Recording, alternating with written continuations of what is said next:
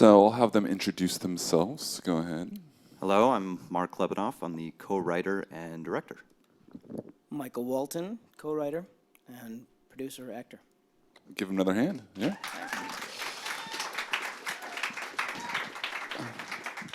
So as we know, it takes a village to make a film happen. So do you want to acknowledge any cast or crew in the audience?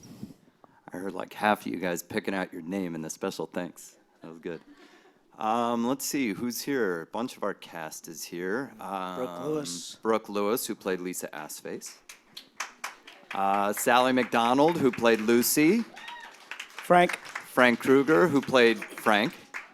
Kurt Oldman, our amazing composer, is here. We're in the back there, right there. Did I forget anybody? Don't be shy. No? All right. Your mom's here. My mother's here. And my father. Oh, yeah. So And my sister. And sister. it's a family affair. So everyone who's watching and everyone who's in the audience, one reason we do these independent films is for our audience to hear stories and to be inspired to create their own films. So with any film, we start at the beginning with story and script. So can you guys share kind of how that came to be? It was Marc's idea, definitely Marc's idea. Storyline basically was Marc. You didn't really have a lot of time, so you've kind of forked it over to me a little bit, but we passed back and forth. Have you guys ever seen Castaway with Tom Hanks? Yeah. Well, I'm not going to lie. I'm not in love with the movie, but I'm in love with the last act of the movie. When he comes back from the island and the whole world's moved on and he's still stuck where he pretty much left off. For me, that was riveting. That was the movie for me. So I decided to make a movie about that. For me, like I always wanted to make drama. I made comedy, I made action, I made a lot of things. I always really wanted to make drama, but drama's very tough to sell because it requires huge star power. So I thought it would be cool to kind of mask the drama in this sci-fi thriller thing. So yeah, I mean the storyline in terms of Lucy and Aaron, that was my idea, but in terms of everything else, we kind of fleshed it out together, and I would contribute and then give it to him. He would contribute, and we'd go back and forth and kind of fine-tune each other's writing. So We almost don't. We can't tell which part we wrote. I think I myself, I have no idea what parts of this I wrote. The naked parts. I did like that idea. How long was that process for you guys going back and forth? Was it how many drafts? Not long, maybe a couple of months at most, going back and forth. I mean, there were quite a few drafts. Yeah. We originally set out to make a completely different movie. It's the story of my life. Every time I set out to make a movie, it doesn't pan out, and I end up making a different movie just out of circumstance. So we had originally set out to make a movie he wrote that was significantly bigger and more expensive. It just didn't materialize. But we did have a little bit of money at our disposal, and you know, you guys are filmmakers. If you have money, you want to make a movie. So we made a movie with what we had. And then what made you determine, okay, we have the script and we're ready to move forward into creating the team and getting the pre-production rolling? When was, did you first reach out to a producer that you've worked with before? What was the next steps after that kind of script was where you wanted it to be? Well, the team was kind of already in place because we had already set out to develop this other film. So ultimately it was just a matter of calling everybody and saying, hey guys, the film we've been working on for the past 6 months or whatever, we're putting it on the shelf and now we're doing this. And most people, fortunately, our money was also very receptive to it. So, that was the money people that you knew from past films? What was the connections in getting some of that financing? Our executive producer put up the seed money. He pretty much put together the rest through friends and family. We went out of pocket to an extent as well. But ultimately, there's a lot of investors in this movie, not just financially. I know it sounds like a cliche thing to say, but I'm talking about in terms of actual resources and just components that were required. I mean, there's a lot of investors. Talk a little bit about that producing team you kind of had from previous film. Was the same thing with the department heads? Were you still kind of working that out? Maybe getting a little more details about that building of that team, and did you have that connections happen? Started as just 3 of us. It was myself, Michael, and our executive producer. I guess, what are there, like 3 other producers credited on the film? Yeah. All 3 of them contributed something very significant. Our DP and his producing partner, they brought a lot of resources, including a $100,000 camera package to the table for virtually nothing. You know, they helped us significantly get through post-production and whatnot, so they ultimately were included in the producer team.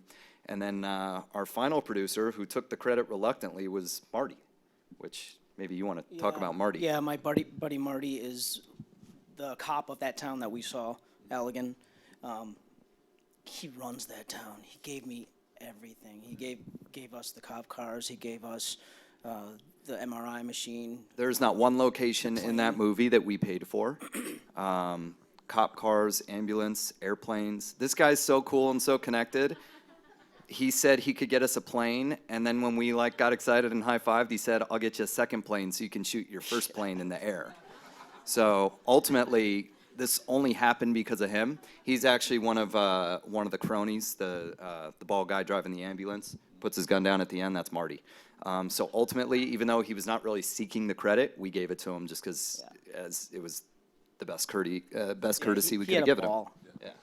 I usually ask this later, but I think this is the appropriate time. Where did you guys shoot? Where were the locations at? That was Allegan, Michigan. Okay. Allegan and Holland, Michigan, where I grew up. In fact, that jail cell that you saw me in the beginning, I was arrested and put into that cell. They had my, what do you call that? My actual mugshot. So some of this. What we used in the movie was not his actual No, mugshot. That was created for the But film. some of the same cops that arrested me at that time were the ones shutting down those streets and letting me walk my naked ass straight downtown. So that was the coolest part of that movie. It all comes full circle. All comes full circle. I mean, the fact that shooting in a small town like that is it's the biggest blessing, but it's also very challenging. Because, it's a blessing in the sense that I can be like, hey, would it be cool if I just walked his bare ass down Main Street? And they're like, sure, let's block off the street. And they just do it for us. On the other side, it's like, we need a jib. There's one guy in a 200-mile radius that has a jib. I need a steady cam. Got to go to Detroit. It's like, so it's very limiting as well. How far away from Detroit were you guys? Far. 3 hours, about 3 hours, yeah. By car, yeah. So in that pre-production phase, talk about someone who maybe is interested in shooting in their hometown that's states away. What is that process like for you guys being here and making those plans when you're not at the location by which you're going to shoot? I've shot a handful of features in LA. Now having had that experience, I'll never shoot in LA again. Can you parse that out a little bit? What does that mean? What did that mean for you guys? Just the fact that you can walk into somebody's restaurant or bar and say, can I shoot a movie here? And they're like, yeah, and money doesn't come up in the conversation. And people were literally coming up to us like buying us drinks, like, hey, want to see our house? You can shoot at our house. Yeah. LA, it's like add another zero, you know? And then did you feel like since that was your hometown, you can make those calls, or did you guys travel back and forth a lot? Or was I was there at the time, so that was easy now. I went back and forth a few times, Yes, you did. And pretty much everybody was, not everybody, we flew our stars out, but in terms of like most of the supporting cast, most of the day players, a lot of the crew, they were all local. Yeah. Talk a little bit about that. So this is transition to casting director. Was she a local person that you worked with or knew, or was it, how did the kind of casting process come to be? You used somebody here in LA. No, that was our executive producer. It was a friend of his. Okay. Ultimately, the only roles that we did actual casting sessions for were Lucy, which we did here in LA. And then we did a casting session in Michigan for all the locals because we needed day players.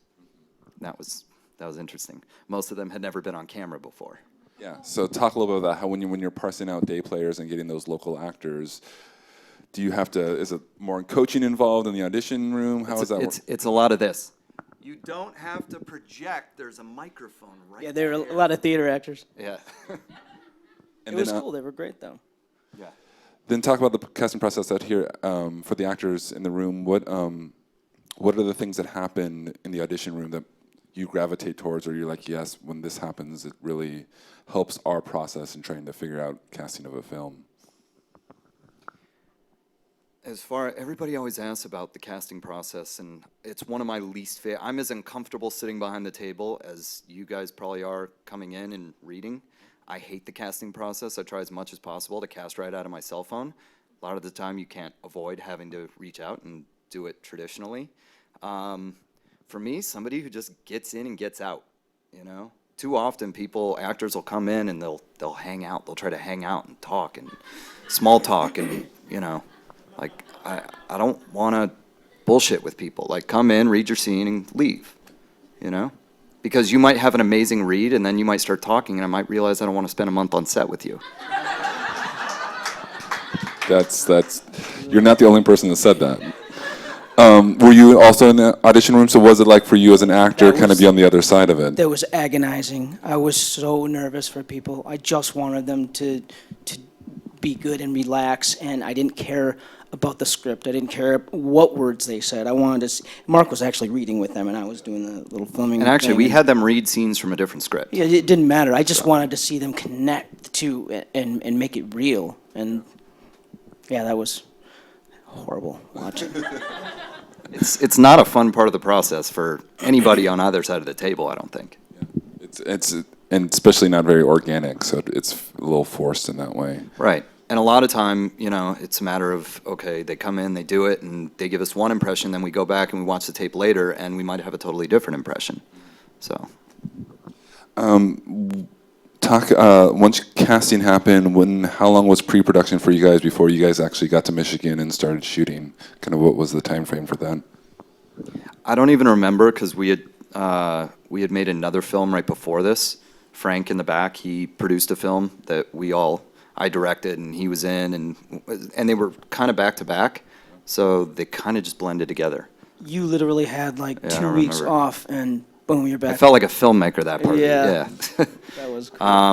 So I don't know. Once we got to Michigan, it was only like 3 weeks of actual, 2 or 3 weeks of actual like on location prep. Yeah. And a lot of it was just scouting locations, you know, like, let's shoot in that cornfield, now let's shoot in that cornfield, now let's, you know, who owns the property? We got to get permission. Yeah, make sure you get the permission for the right cornfield. We got the wrong cornfield. Day one, we got kicked out of a cornfield because it belonged to somebody other than who we thought it belonged to. Because, you know, people out there, they own like acres and acres and acres, and it all just kind of blends together. So we were in a cornfield. We were just shooting away, and guy rolls up in a truck, and it was his cornfield, and we didn't know him. And you sent me to deal with him.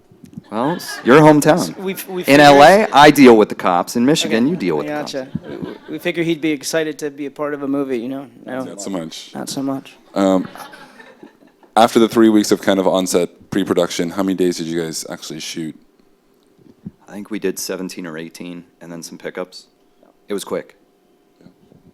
And it was how many, roughly, because you probably saw in the film, but maybe just a number. Do you guys remember how many different locations did you guys have, roughly?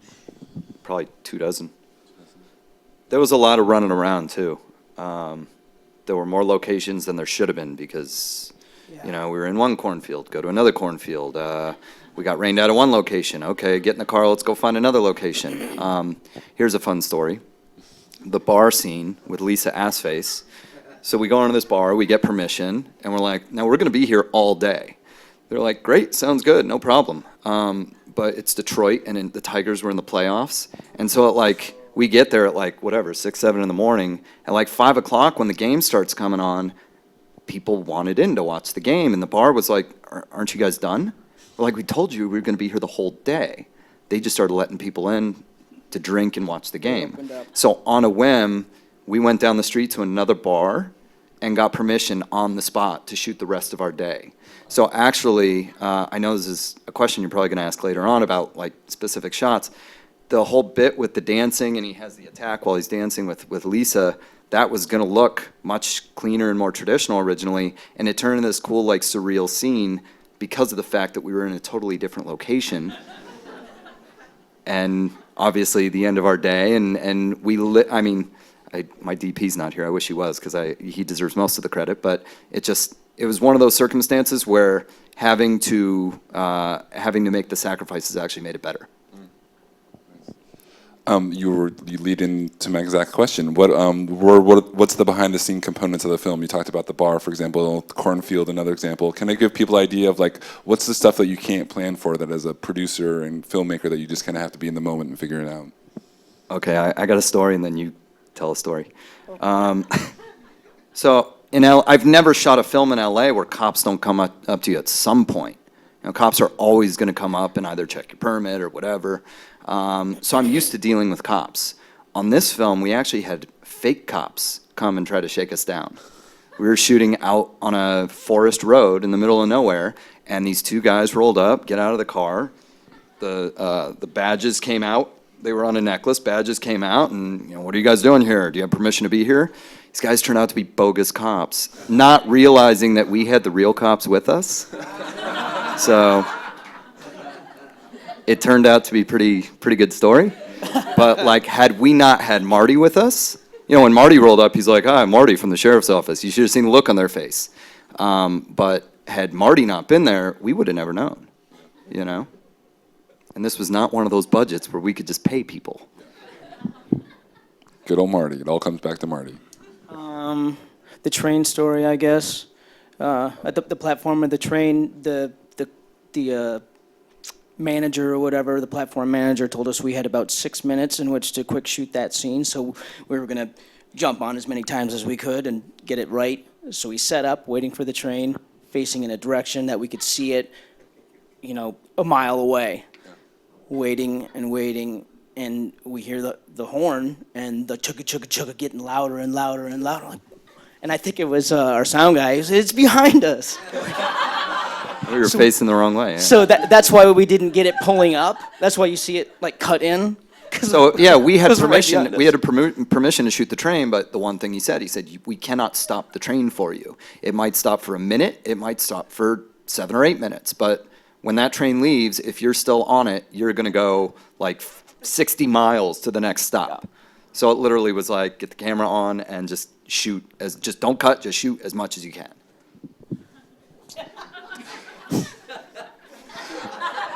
Stupid, I know, huh?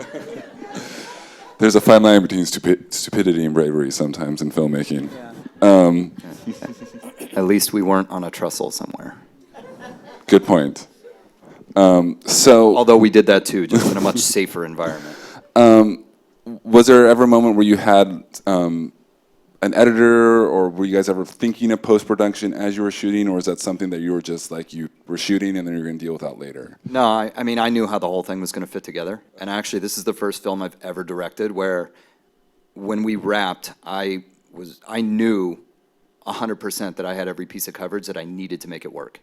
And I had a weird thing with, I can't even explain where this came from. I just had this, I got this theme in my head where I wanted the whole movie to either be really wide or really tight.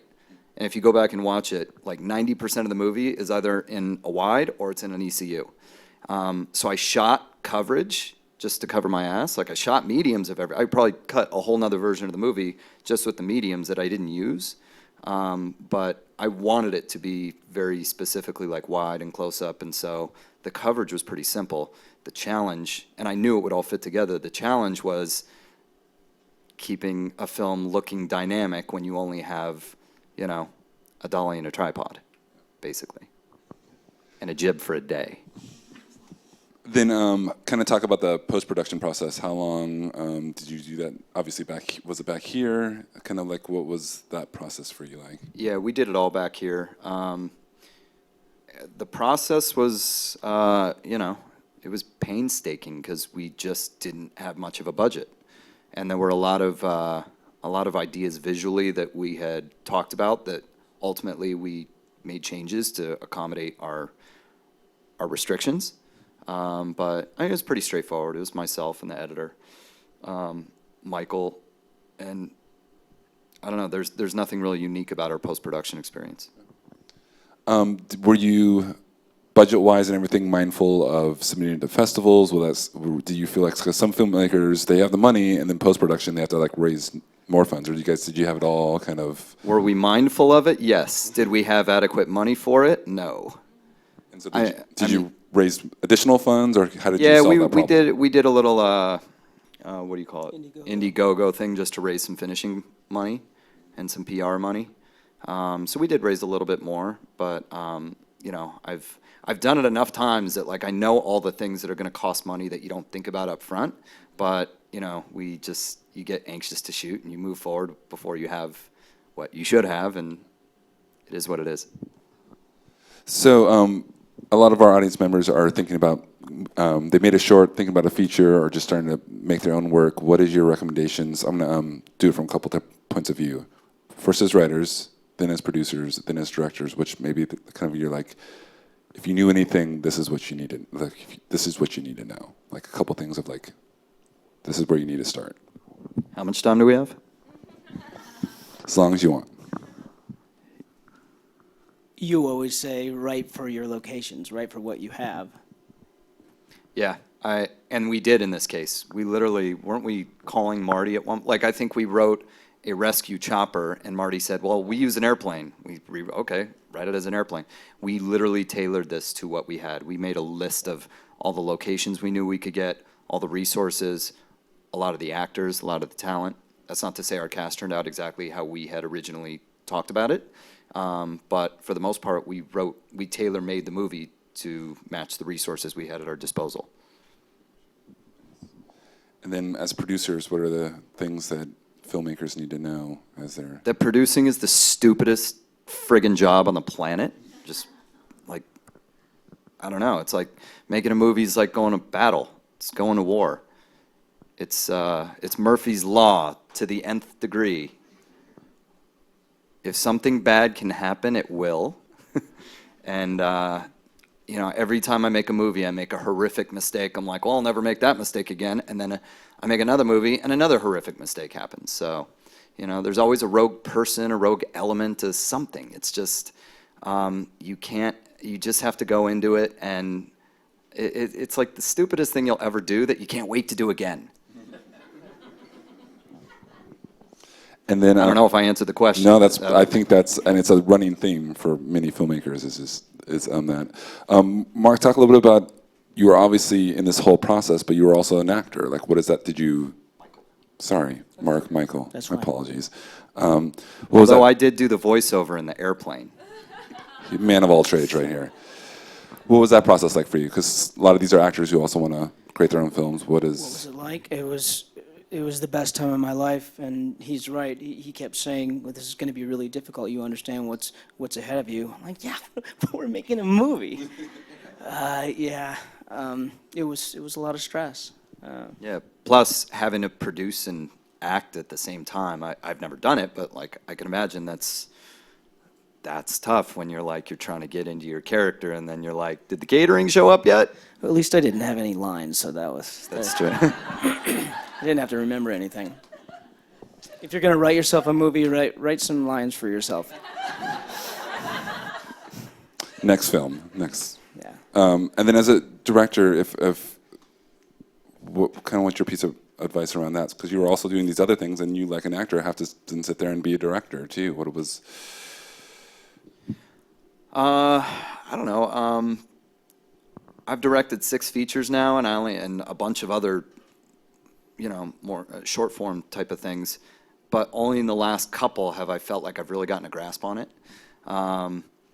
You know, as a director, it's always frustrating when you're on these really low budgets and you're like, you have the perfect shot in mind, you have no way to execute it because you just don't have the money or the equipment or the crew or the lights or whatever it is. So it's just a matter of, you know, it's interesting because the restrictions force you to be more creative. You know, big budget directors, they just throw money at their problems, and we don't have money to throw at it, so we figure out creative ways to condense it or alter it or adjust it or change it to make it work for you. More often than not, it turns out better. As far as talent, I'm way more of a technical director. Not to say that I don't enjoy working with talent, but my approach to talent is hire the best actors you have at your disposal and let them make you look good. You know, if you hire kick-ass talent, you pretty much just need to tell them where to stand. We always like to end. What's next on your guys' plate? What the future has for you? Another project? Did you decide to work together? You guys bonded, or this is your last project together? Never again. working with him again. It happens. Next for me, I just wrote and directed something that I had a screening for last week called Reads that I did with my buddy Arturo, who's here somewhere, a very talented guy. Also have 6 Ways to Sundown coming out sometime. Nadim, our DP directed that, and stars Vinnie Jones, Vivica Fox, And you. and me. Isn't that great? Jumping in the fray again, producing, directing another film. Yeah, I'm for the first time in my career, I'm trying to do less producing and more directing. I took a hiatus for the last year and a half. I've been working in gaming, but that's video games, not gambling. Now I want to go back to filmmaking, which is like gambling. I have a passion project, a drama that I'm desperately I've been trying to put together for a long time. But I need to do one other thing. I need to make one other movie before I can make that movie. So I have an action movie I'm trying to put together that's going to be my stepping stone to that other movie that I really want to do. Well, we look forward to hearing about those when those times come, man. Let's give them a hand and say thank you. Yeah. And Thank you. just real quick, this film, actually, this was well timed. This film is coming out in North America March 17th. So it'll be anywhere you get DVDs or downloads or whatever you do. Just don't pirate it. That's all I ask. But if you want to take a look at the film again or talk about it to other people, it is coming out March 17th. So.